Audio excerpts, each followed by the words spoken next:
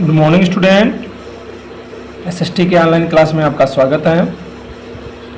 इस समय हम लोग भूगोल में चैप्टर फर्स्ट संसाधन एवं विकास पढ़ रहे हैं।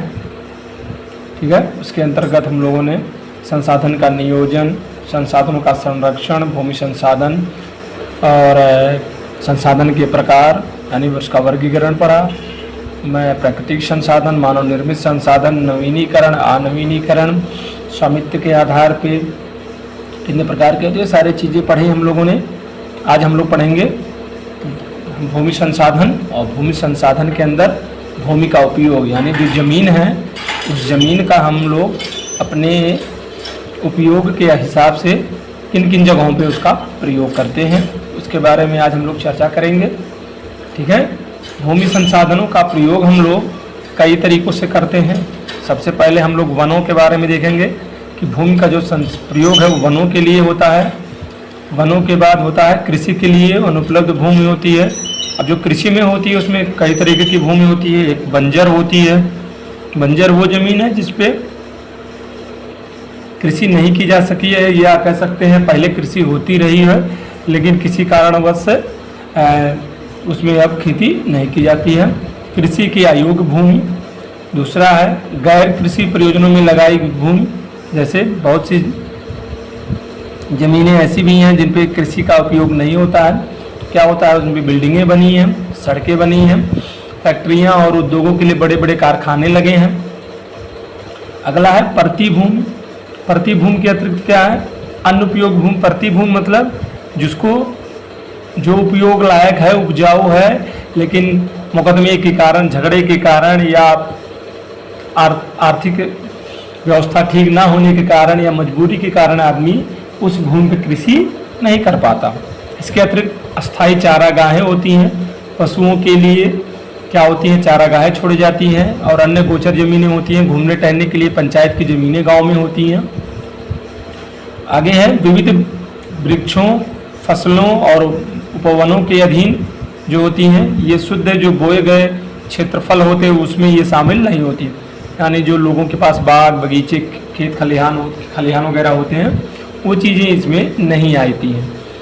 अगला है कृषि योग बंजर भूमि, जहाँ 4-5 वर्षों से खेती न की गई हो। प्रतिभूमि ऐसी भूमि जहाँ 1 वर्ष या उससे कम समय के लिए खेती न की गई हो, उसे प्रतिभूमि कहते हैं। भूमि की उपजाऊ शक्ति लौटाने के लिए कुछ समय के लिए इसे खाली छोड़ दिया जाता है, ये भी एक व्यवस्था है। पहले के समय में जब जनसंख्या इतनी नहीं थी, कृषि पे इतना दबाव नहीं था और लोग जैविक खादों को या देसी खादों का प्रयोग करते थे, तब लोग फसल चक्र अपनाते थे। मैंने कई बार क्लासों में भी बताया है आप लोगों को कि लोग क्या करते थे, फसल चक्र अपनाते थे। फसल चक्र क्या होता था बच्चों? फसल चक्र ये होता था कि मान लीजिए किसी खेत में इस बार गेहूँ लगाया है तो अगले बार उसमें गन्ना लगाएंगे, अगले बार चना लगाएंगे या आलू की खेती लगाएंगे, या हो सकता है अगर उसको एक फसल के लिए क्या कर देंगे, छोड़ देंगे तो उसमें पशुचारण, खेत, मिट्टी और सारी चीज़ें आएंगी। इसी को हम लोग परती कहते हैं। यानी कुछ समय के लिए उसको रिलैक्स होने के लिए, आराम के लिए, निर्जलीकरण के लिए, नाइट्रोजनीकरण के लिए उसको हम लोग क्या करते हैं, छोड़ देते हैं। शुद्ध बोया गया क्षेत्र, एक कृषि वर्ष में कम से कम एक बार से ज़्यादा बार बोए गए जो क्षेत्र होता है उसे हम लोग क्या कहते हैं, शुद्ध या निर्बल बोए गए क्षेत्र को कहा जाता है। वह सकल कृषि वाला क्षेत्र कहा जाता है। ठीक है ना, इधर चित्र में दिखाया गया है कि 45% क्या है, एकदम 45% शुद्ध बोया गया क्षेत्र है। जो काला है वो क्या है, 45.26 है, वो बोया, इस पर कृषि की जाती है। 18% जो है वो क्या है, 18% जो है वो वन है, और जो 12% है वो गैर कृषि में लगाया गया क्षेत्र है। 4.5% है वो आपका बंजर और कृषि अयोग्य भूमि है। ठीक है, 4.71% जो है वो आपका अस्थायी चारागाह और गोचर भूमि है, और जो 3.73 है वो वृक्ष, पौधे और अन्य चीज़ों में आपके क्या है, लगाए गए हैं। यानी कृषि का जो रूप है विभिन्न रूपों में प्रयोग किया जाता है। अब है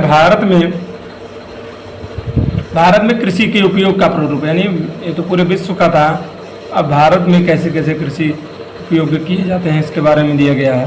pattern of land use in India. देखिए मिट्टी के कटाव और उसके बहाव की प्रक्रिया क्या कहलाती है, मृदा अपरदन कहलाती है। मृदा अपरदन कई तरीकों से होता है, ठीक है। मृदा के बनने और अपरदन की क्रियाएं समानतः साथ साथ चलती है, यानी मिट्टी बनती है, हवा, वर्षा और अन्य कारणों से मिट्टी का अपरदन होता है। लेकिन विभिन्न मानवीय जो क्रियाएं होती हैं उसके साथ भी मृदा अपरदन तीव्र गति से होने लगता है। इसके लिए कुछ निम्नलिखित कारक उत्तरदायी हैं, जैसे भौतिक कारक। समतल भूमि की अपेक्षा ढालू भूमि क्या होता है, अपरदन ज़्यादा होता है, यानी जो बराबर जमीन होगा उसमें मिट्टी नहीं बहेगा, लेकिन अगर ढालू खेत है तो उसमें मिट्टी का अपरदन होगा। तीव्र व मूसलाधार वर्षा से मिट्टी की जो ऊपरी परत है वो क्या होती है, वर्षा के साथ बह जाती है, जिससे मृदा अपरदन होता है। पवनें जब आंधी के रूप में परिवर्तित हो जाती हैं तो भारी मात्रा में मृदा को उड़ा ले जाती हैं, इसके कारण भी मृदा अपरदन होता है, ठीक है। मरुस्थलीय भूमि में के प्रदेशों में भी मृदा अपरदन हवाओं का एक बड़ा कारण है। दूसरा है मानवीय कारक। मृदा अपरदन के लिए कुछ मानवीय कारक भी उत्तरदायी हैं, जैसे पशुओं के अत्यधिक चराई के से भूमि पर क्या होती है, वनस्पति का जो आवरण होता है वह नष्ट हो जाता है, या छोटे छोटे जो घासें होती हैं उनकी जो पकड़ होती है जमीन से वो नष्ट हो जाती है। इसके कारण हवा चलने या वर्षा होने के से मिट्टी की जो ऊपरी परत होती है बच्चों वो क्या होती है, वो जब उसके साथ बह के चली जाती है। इस अवस्था में मृदा वही जो मैंने बताया, इस अवस्था में मृदा पर जल और वायु का प्रभाव तीव्र होने लगता है। वृक्ष की जड़ें जो होती है मृदा अपरदन को रोकने में सहायक होती हैं। वनों के कटाव के कारण मिट्टी के अपरदन में तेजी आने लगी है, क्योंकि पानी और हवा के बहाव को वृक्ष कम करता है। कृषि के गलत ढंग से खेती करने के कारण या कहते गलत खेती करने के कारण भी मृदा का अपरदन होता है। गलत तरीके से हल चलाने, जैसे ढाल पर ऊपर नीचे की ओर चलाने से वाहिकाएं बन जाती हैं, जिसके भीतर से पानी बहता हुआ सरलता से मिट्टी को कटाव को रोकता है, ठीक है। खनिज पदार्थ निकालने के लिए बनाए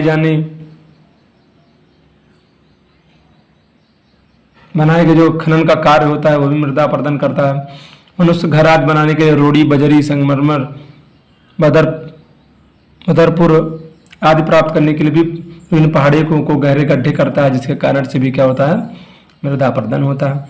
भारत की भौगोलिक क्षेत्रफल 32,87,263 वर्ग किलोमीटर है, परंतु हमें लगभग 93% क्षेत्रफल के ही आंकड़े उपलब्ध हैं, क्योंकि पूर्वोत्तर राज्यों में असम के अतिरिक्त अन्य राज्यों के भू उपयोग आंकड़े ज्ञात नहीं हैं।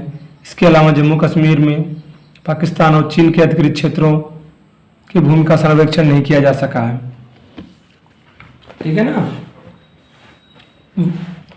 भारत में अस्थायी चारागाह के तहत भूमि की कमी हुई है। चारागाहों के लगातार सिकुड़ जाने का सीधा प्रभाव पशुओं के उपलब्ध होने वाले चारे पर पड़ा हुआ। पशुओं की इतनी बड़ी संख्या को किस प्रकार का चारा उपलब्ध कराया जाए। यदि चारा उत्पादन में कमी दर्ज की जाती है तो इसके व्यापक परिणाम क्या होगा।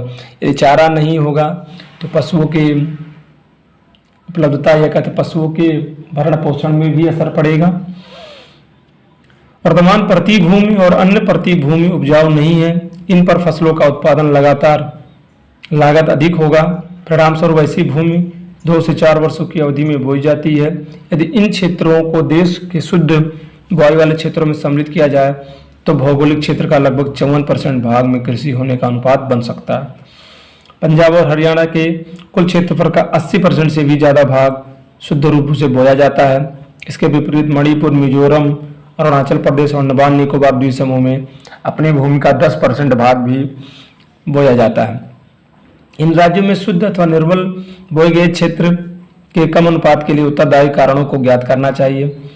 भारत में राष्ट्रीय वन नीति सन 1952 के माध्यम से वनों आच्छित क्षेत्र का कुल भौगोलिक क्षेत्र का 33% होना चाहिए, लेकिन अभी ऐसा नहीं है। हमारे यहाँ मात्र 23 यानी लगभग 24% ही वन अंचित, यानी भारत के जो क्षेत्रफल है उसका मात्र 24% ही वन भारत में है, जबकि होने चाहिए 33%। वन नीति द्वारा निर्धारित यह सीमा पर्यावरण संतुलन बनाए रखने के लिए अनिवार्य है। वन क्षेत्रों के आसपास रहने वाले लाखों लोगों की जीविका भी इसी वनों पर आधारित होती है। भूमि उपयोग का एक हिस्सा बंजर भूमि और दूसरा हिस्सा गैर कृषि प्रयोजन में भी लगाई गई है। बंजर भूमि में पहाड़ी, चट्टानें, सूखी और मरुस्थलीय भूमि इत्यादि सम्मिलित हैं। गैर कृषि प्रयोजनों में लगी भूमि पर भवन, सड़कें, बस्तियां, रेलवे लाइनें, उद्योग आदि बनाए गए हैं। लंबे समय तक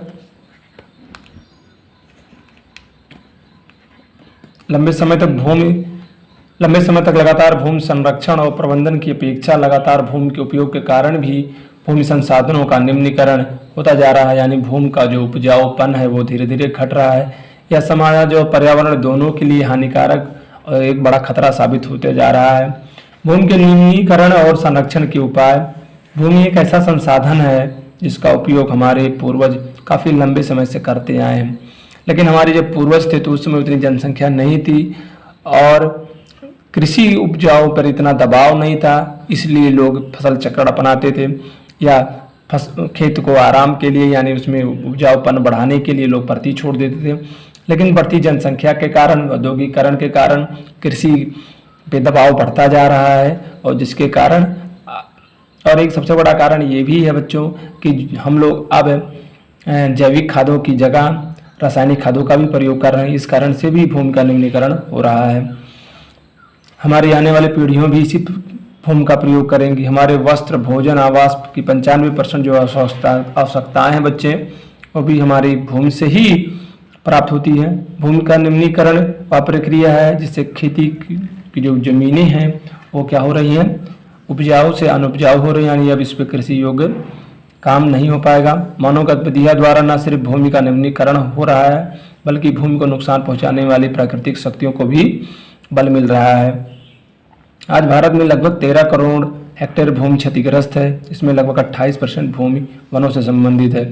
लगभग 56% भूमि को जल ने क्षतिग्रस्त किया है। शेष जो भूमि है वो लवणीय है यानी नमक वाली है तथा क्षारीय है, जिस पर कृषि करना संभव नहीं है। कुछ मानव क्रियाएं जैसे पशुचारण, वन उन्मूलन यानी वनों को काटना, अत्यधिक खनन, ये भी निम्नीकरण में शामिल है। खनन के पश्चात खदानों को खाली जगहों में गहरी खाइयों और मलबे के साथ छोड़ दिया जाता है। खनन के कारण झारखंड, छत्तीसगढ़, मध्य प्रदेश और उड़ीसा जैसे राज्यों को वन उन्मूलन के निम्नीकरण का कारण बना है। खनन के कारण ही मध्य प्रदेश, गुजरात, राजस्थान, महाराष्ट्र में अति पशुचारण के कारण भी भूमि का निम्नीकरण हुआ। अति पशुचारण से भूमि की जो ऊपरी परत है वो नष्ट हो जाती है। पंजाब, हरियाणा और पश्चिमी उत्तर प्रदेश जैसे राज्यों में अधिक सिंचाई के कारण भूमि का उपजाऊपन जाता रहा है। अधिक सिंचाई से उत्पन्न जल क्रांता भी भूमि का सबसे बड़ा निम्नीकरण का कारण है। इसी वजह से भूमि में लवणीयता और क्षारता बढ़ जाती है।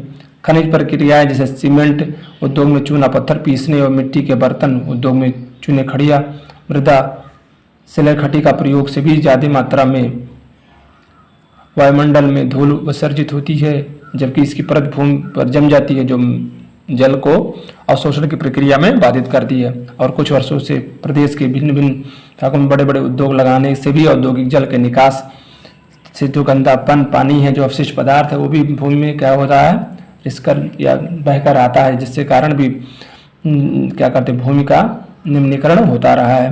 इस प्रकार विभिन्न प्रकार की मानवीय क्रियाएं भूमि निम्नीकरण का कारण बन रही हैं। भूमि निम्नीकरण की समस्याओं को सुलझाने के कई उपाय हैं जिनका विवरण निम्नलिखित है। पहला क्या है, वन रोपण और चारागाहों का उचित प्रबंध करना चाहिए। पेड़ की रक्षक मेखला और पशुचारण पर नियंत्रण होना चाहिए। रेतीले और टीलों को कांटेदार झाड़ियाँ लगाकर स्थिर बनाने की प्रक्रिया करनी चाहिए। भूमि कटाव की रोकथाम करना चाहिए। बंजर भूमि का उचित प्रबंध करना चाहिए। और जो खनन नियंत्रण है, औद्योगिक जल का भी परिष्करण करके जल और भूमि को कम प्रदूषित किया जाता है, यानी खनन और जो फैक्ट्रियों से निकलने वाली गंदे पानी उसको शुद्ध करके ही खेतों और नालों या नदियों में डालना चाहिए, ठीक है ना। अगला जो हम लोग का है वो मृदा संसाधन, यानी मृदा को किस तरीके से हम लोग इसका प्रयोग कर सकते हैं, इसके बारे में हम लोग पढ़ेंगे।